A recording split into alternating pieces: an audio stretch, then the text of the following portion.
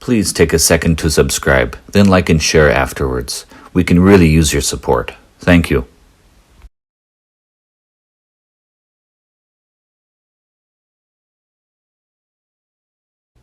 So the Lord scattered them abroad from there over the face of all the earth. Genesis 11:8.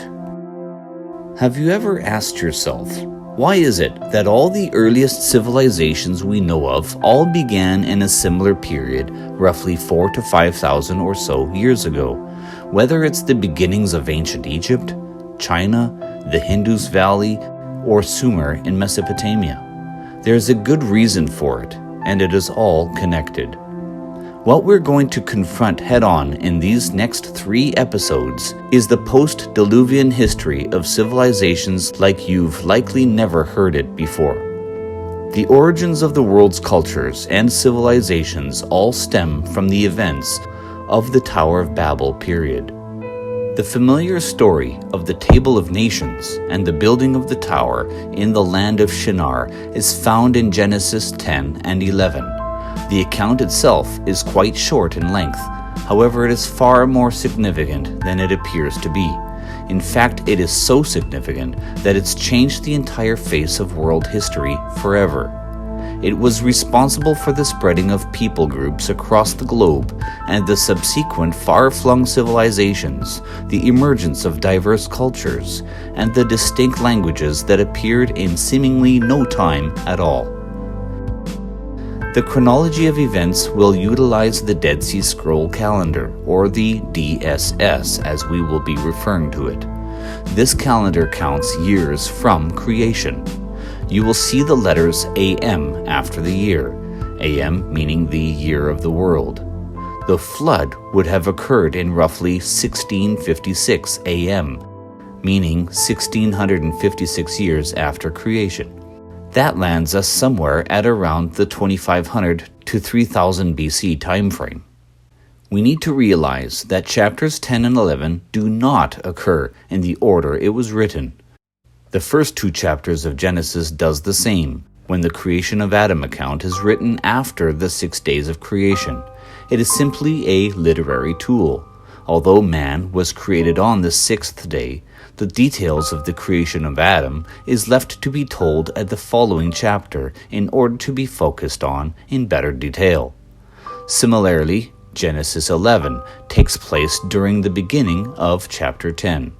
In chapter 11, Noah and all his descendants make their way together into the Fertile Crescent along the Tigris and Euphrates.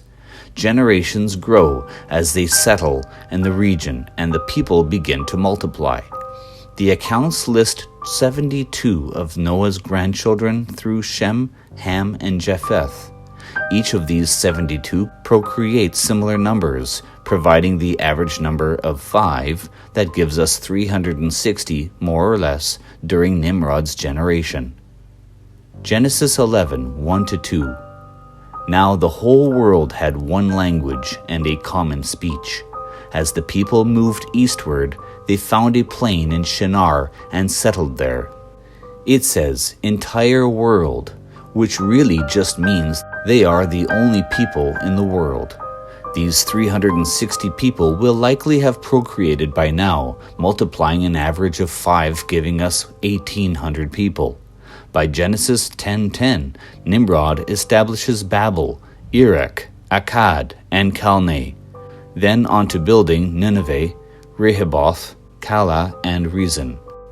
By now, there will very well be a second generation after Nimrod, where the population can grow upward to 10,000 people. This movement eastward makes sense. From the first settlement where Noah settled in eastern Turkey, they moved in the east or southeast direction, bringing them into the Fertile Crescent of the northwestern region of Mesopotamia and settled there. If we look at the earliest records of quote-unquote prehistoric Mesopotamia, that brings us to the Ubaid period. Scientific dating has this period very close to roughly the time the people arrived. But as the next 2 generations pass, they continue moving eastward, creating a more recent date in Mesopotamian history, which lands us in the Uruk period, again fitting nicely with the Sumerian timeline. It is this period where we see Nimrod begin to establish cities. Secular history says Hammurabi, the Persian name for Nimrod, formed the first great empire between 1950 to 1790 BC. Persian records state he ruled 42 years before a rebellion occurred that formed the Elamite Empire. Jasher has his reign at about 45 years long. He was the son of Cush, who would become the founder of the land of Cush, present-day Ethiopia, and parts of Sudan. In this early stage, God blessed Nimrod, allowing him to win all the wars he campaigned. He was called a great hunter. In 1948 AM, when Nimrod was approximately 40, there was war between some of the sons of Japheth and his brethren. According to Jasher, this was the same year Abraham was born. But it was then that Nimrod wanted revenge on God for destroying his forefathers. He turned his government into a tyranny and set up 12 gods of wood, corresponding to the 12 months of the year, or after the zodiac. He then commanded everyone to worship one each month. Josephus' writings interestingly states that the tower was built as a sort of refuge in the event that another global deluge were to occur again. The gods that were worshipped eventually took form by slowly adapting the names of early forefathers who were known to live incredibly long lives, as we see in the pre-Diluvian world. These evolved into pagan deities. Some of these took the form of occultic practices like magic rites, Wicca, early forms of voodoo, sorcery, and others. It would not be a stretch to suggest that Nimrod had invoked the powers of Satan to personify and empower these practices. But one thing is certain, these practices were taken by these various people groups to their new lands. Now, if Nimrod is said to be the king, wouldn't we be able to see his name documented anywhere on the Sumerian tablets? David Rohl, British Egyptologist from the Institute for the Study of Interdisciplinary Sciences, or ISIS, and the University of London, set out on unlocking the mystery of Babel and the identity of Nimrod. Nimrod's name does not turn up on any on its literary tablet records.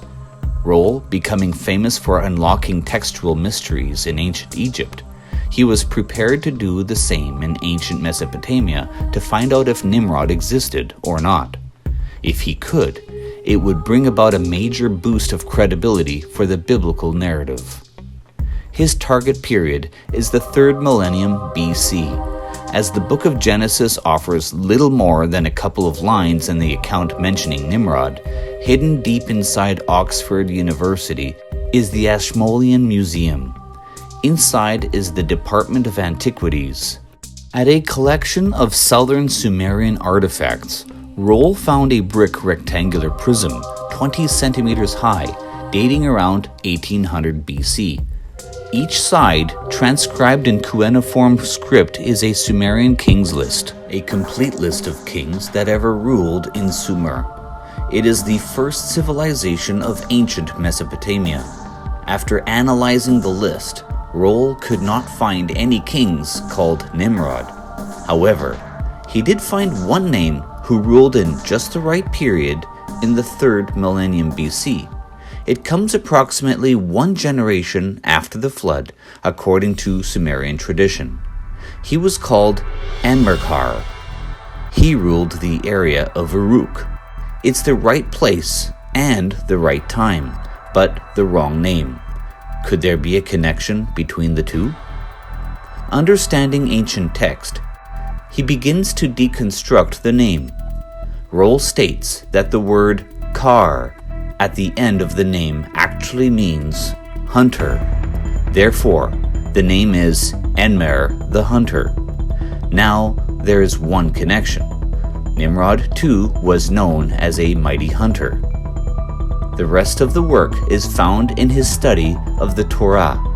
As the original Genesis account was written in ancient Hebrew, he felt that the answer rested here. Hebrew makes use only of consonants while omitting vowels. Understanding this norm, Roll discovered just what he suspected. By removing the vowel sounds from Enmer, we end up with NMR. Then Roll did the same with the Hebrew name of Nimrod. This, however, leaves us with NMRD. It seemed this extra consonant trashed his theory, but without giving up, further research revealed that an extra consonant of D has the meaning of to rebel. Therefore, the writer would have made use of the D in the name. That means Nimrod is not so much of an official name, but rather a play on words, adding the terms rebel and hunter to Enmer in a Hebrew context. It is a perfect match, showing us once again that the biblical account accurately gives us the person who built the city of Babel, as well as the famed tower, in rebellion to God. Now that we have Nimrod's real name identified, we can look at what history can tell us about him. We find a legendary Sumerian account on tablets called Enmerkar and the Lord of Aratta. Here, we also find a perfect match with Genesis. In it, we read that Enmerkar implores God, or Enki, to restore the linguistic unity of the region after the confusion of tongues took place. It states that the lands and many-tongued people hope to again address Enlil together in a single language. Therefore, we can confirm that Enmerkar is Nimrod, who witnessed the confusion of languages by God himself.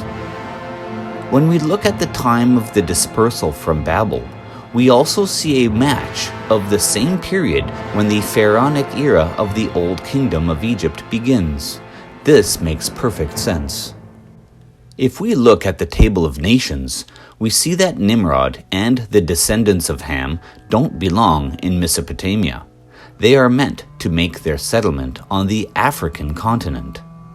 So when God dispersed the people from Babel, he sent them off into the areas they were meant to take as commanded by Noah and likely God himself.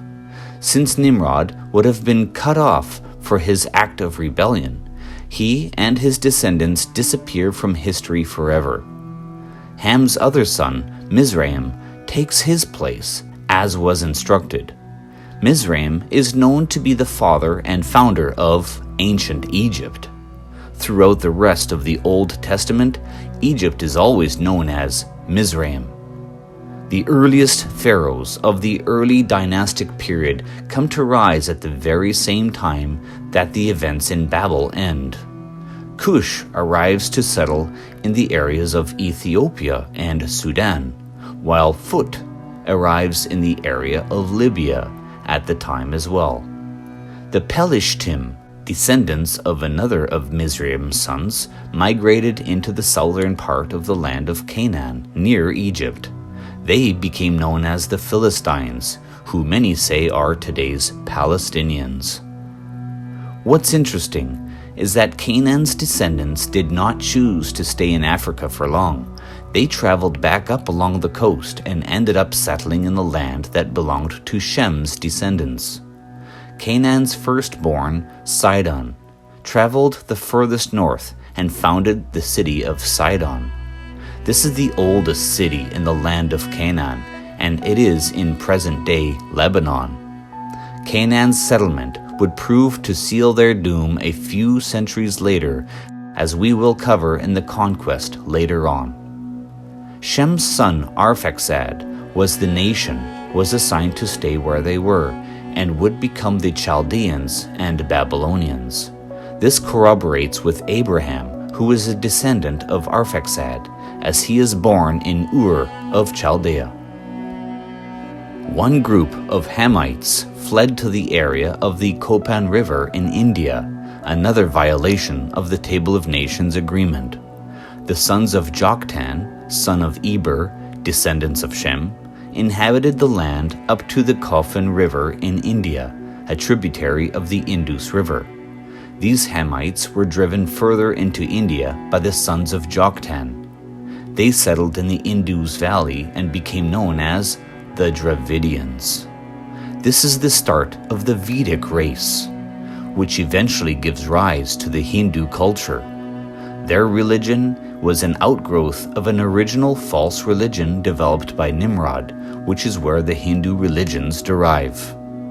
According to Jasher and Josephus, Nimrod was finally killed at 250 years old by his hunting rivalry Esau, who beheaded him with his sword and buried in his own city. Join me next time in part 2, where we focus on the infamous ziggurat that was the very center of all the controversy in Sumer, the Tower of Babel. Here on Evidence Uncovered.